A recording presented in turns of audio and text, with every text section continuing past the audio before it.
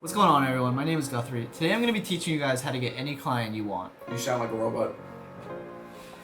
This is the strategy I used when I was first coming up in the industry, and I think it can be really useful for a lot of you. Okay, first things first, we want to find what industry you're looking to get creative in. Let's say you want to get into the sports industry and you want to reach out to companies like Nike or Adidas. Maybe your initial gut feeling is to send DM to Phil Knight, but that's not going to work. You have to reach out to the people who are running the show behind the scenes. So you're not going to know the type of people to reach out to off the top of your head. It's going to require a little bit of research. If I ask you all right now who the creative director of Nike is, I bet more than 50% of you guys don't know who it is. And that's up for you to do the research and find these details out for yourself. So type in on Google, the creative director of Nike, or whatever company you want to work for, and you'll often see a LinkedIn page or an Instagram page showing you who the creative director of Nike or that company may be. So if you go on their LinkedIn, a lot of times they're going to have contact information on there. Hopefully they have their email on there, and if that's the case, you're golden. If not, what are some other options? If not, you can see who some of their connections are and who some of the people they work with are. Maybe you can find the junior creative director of Nike, or someone who works in the video department, or just the social media department. Anyone who's in that field of work that you want to be with. And then you can kind of just build up a database of all the emails you find, and there you go, step one is done. So now you have the contact information of the people you want to reach out to. Now the hard part is actually getting their attention. And how you're going to do that is, there's a few ways to go about it, and it depends on how much work you want to put into this. What I would do when I was first coming up in the industry is I would make videos for the client that I wanted to work with.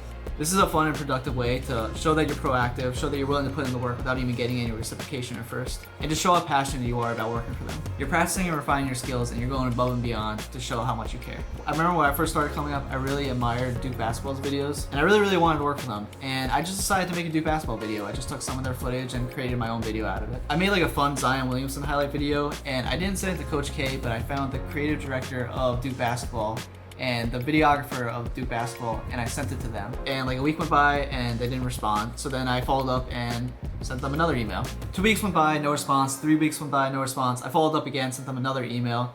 And then about a month after I sent the first email, they responded. And they said, sorry, we've been really busy, but this is great. We would love for you to work with us. Yeah, this was my first time trying it, and to see it work was so exciting. And then they asked me to create this recruiting video for them, taking all their best Duke highlights and make a big highlight reel, like a 3-minute long highlight reel.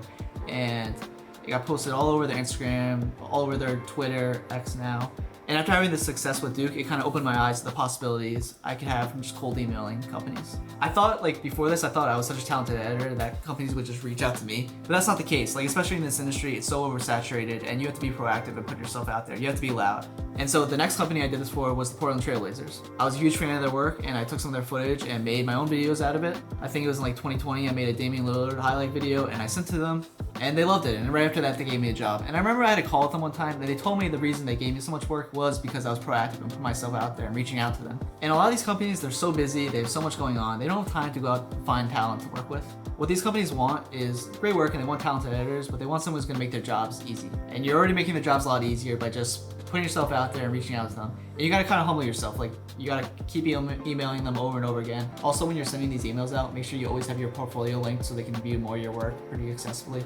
They don't want to go out of their way to find your stuff. They want it all right there. Make their lives as easy as possible, trust me. If someone just sent me an email saying I really want to work for you but didn't link me any of their work, I'm not gonna respond.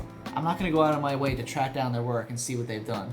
And I'm a small business owner. What do you think some of these big companies are gonna do? And yeah, you just can't get discouraged if you don't hear back the first time. A lot of these clients and companies like probably have a bunch of people reaching out to them every single day. But if you're consistent with it, I think a lot of times you got a good shot of eventually being seen. And just keep going until you get a restraining order, pretty much. Like, I remember recently there was this one editor who was reaching out to me over and over again to hop on a call and give him some advice about coming up in the industry. And I'm really busy right now. I got like a lot going on. I have a lot of jobs going on constantly. So I don't really have a whole lot of time to do that type of stuff. But he was just like reaching out every single day. And it was annoying, but I kind of respected it. And I took like 2 hours out of my day just to have a call with him because he was so persistent with it, and it kind of reminded me of myself when I was first coming up. The world we live in now with social media, it's never been easier to make connections, and you have to use it to your advantage. Like I said, you may be a really talented editor, and like for me, I thought I was like the best editor in the world coming up. I'm just joking, but the creative world is so oversaturated. Like I said, you have to be loud, you have to be posting a lot, you have to be marketing your stuff constantly. Like, in this world, you have to be okay with failing. Like, you could send 100 emails out and only hear back 8 times, and that's success in my opinion. It's more successful in my opinion than if you send 7 emails out and hear back 7 times in a row. It's a numbers game. You're gonna get more opportunities when you pick up the phone and start dialing. So let's just recap. Find your ideal client.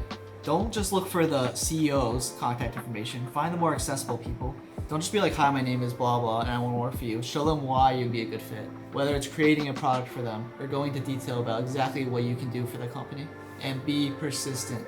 Email them over and over again until they block you. They're gonna appreciate someone who's persistent, someone who's creating content to show them what you're capable of and what you can do for them, and someone who exudes confidence by not giving up. Now that this video's over, go out and find your ideal client and go work with them. And make sure they're not my client. But in all seriousness, I hope you guys enjoyed this video. I hope this was helpful. I'm looking forward to making new videos soon. I got a lot of really cool ideas, so stay tuned. More stuff coming soon.